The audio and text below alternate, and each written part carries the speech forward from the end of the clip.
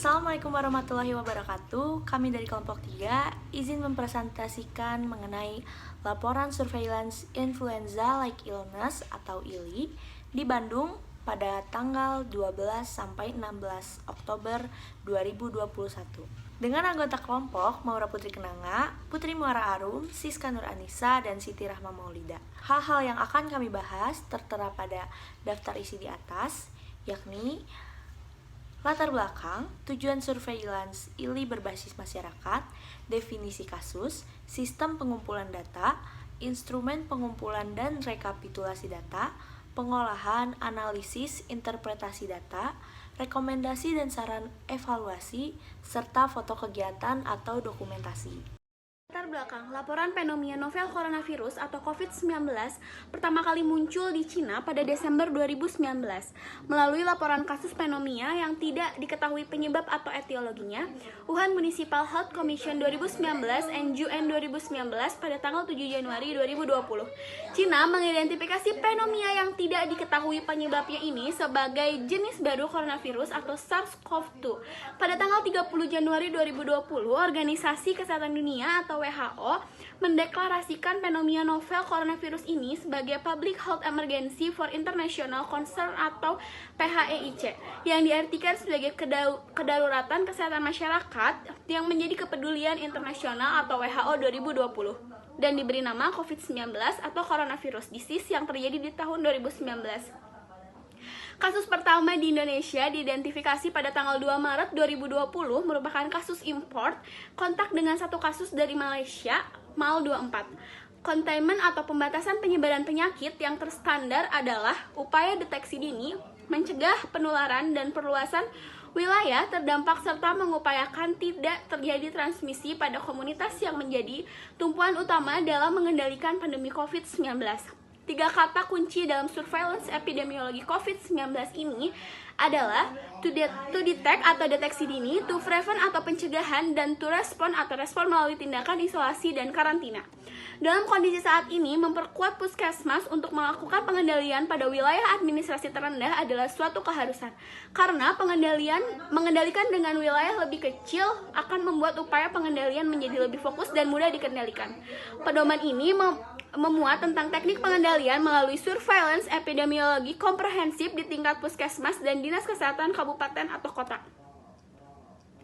Yang kedua ada tujuan surveillance ILI berbasis masyarakat. Tujuannya adalah memutus rantai penularan, menghentikan penyebaran kasus COVID-19, dan mengelola resiko pandemi dengan melaksanakan yang pertama, pemetaan tingkat penularan, strategi pengendalian dan indikator pengendalian, surveillance epidemiologi, penyelidikan epidemiologi, dan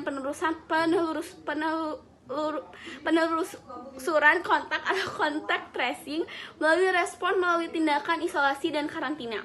Surveillance kasus di populasi tertutup atau closed population. Langkah-langkah kesehatan publik atau community measure dan community resiko, pelayanan kesehatan esensial atau essential health service, dan perlindungan keselamatan petugas surveillance. Yang ketiga ada definisi kasus. Definisi kasus dibagi menjadi 3 kelompok, yaitu suspek, observasi, dan non-observasi. Yang pertama itu suspek. Dapat dikatakan suspek apabila responden memiliki sekurang-kurangnya 3 gejala. Yang kedua observasi, yaitu apabila responden sekurang-kurangnya memiliki 1 gejala. Dan yang ketiga non-observasi, yaitu responden tidak memiliki gejala sama sekali.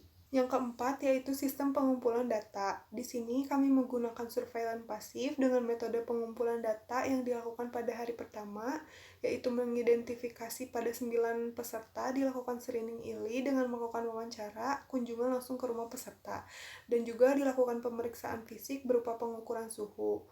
Dan adapun 1 peserta dilakukan screening melalui wawancara secara virtual menggunakan Zoom.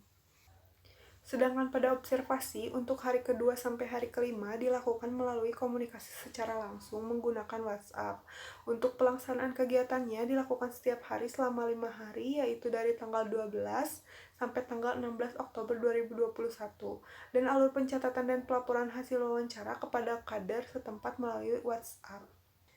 Yang kelima, instrumen pengumpulan dan rekapitulasi data. Instrumen pengumpulan data mengambil dari formulir screening ILI yang terdapat di pedoman COVID-19 revisi kelima, yaitu pada tanggal 30 Juli 2020 dari Kementerian Kesehatan Republik Indonesia yang kemudian kami konversi ke dalam Google Form.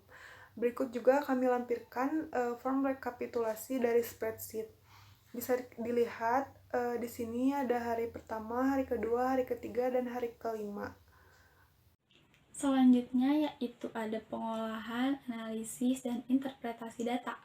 Yang dimana di sini terdapat sebuah grafik. Grafik ini merupakan grafik rekapitulasi kasus ILI yang dilakukan pemantauan oleh kelompok kami selama 5 hari berturut-turut. Dan berdasarkan grafik ini juga terlihat bahwa frekuensi dan presentasenya dari hari pertama sampai hari kelima itu 0, yang berarti pada pemantauan kelompok kami selama 5 hari tidak terdapat suspek kasus influenza like illness.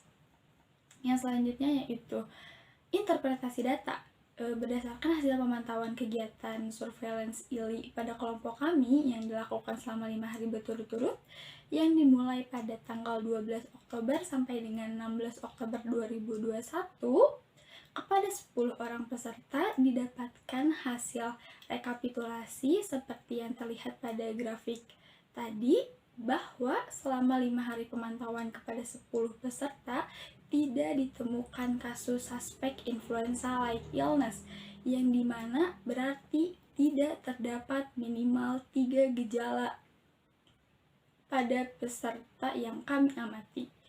Maka dari itu, karena tidak terdapatnya kasus suspek ILI pada pemantauan di kelompok kami, maka tidak dijadwalkan untuk melakukan swab dan tidak melaporkan baik kepada RT atau RW dan Satgas COVID setempat karena tidak adanya kasus suspek influenza like illness pada pemantauan di kelompok kami selama 5 hari berturut-turut. Selanjutnya yaitu ada rekomendasi dan saran evaluasi.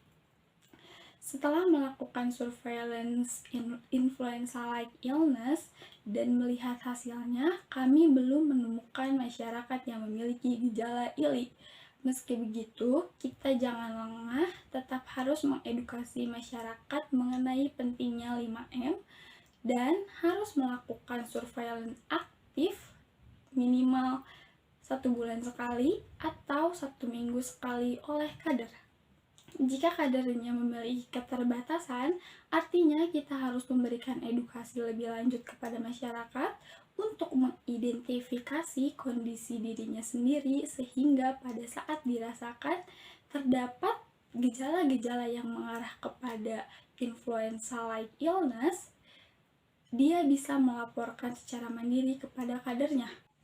Untuk menilai keberhasilan, perlu dilakukan evaluasi oleh Satgas COVID-19 atau RT RW setempat terkait dengan pelaksanaan edukasi kepada masyarakat oleh kader mengenai gejala influenza like illness.